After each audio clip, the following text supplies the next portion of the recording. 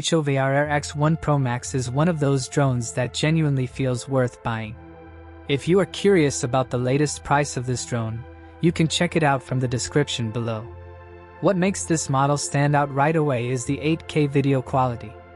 Very few compact flying cameras can deliver footage that clean, especially at 30 frames per second in both horizontal 8K and vertical 4K. It's clearly built for people who want cinematic level shots without carrying a heavy setup, and even though it's tiny at just 120 grams, it doesn't compromise on performance. The SmoothCapture 2.0 system is another strong point, using a 2-axis gimbal, EIS, and horizon leveling to keep the footage surprisingly stable even when you're moving fast. It's not perfect in extremely windy conditions, no mini drone ever is, but for cycling, hiking, skiing, or vlogging, it handles vibrations much better than most pocket-sized drones. The fully automated flight modes are also genuinely useful.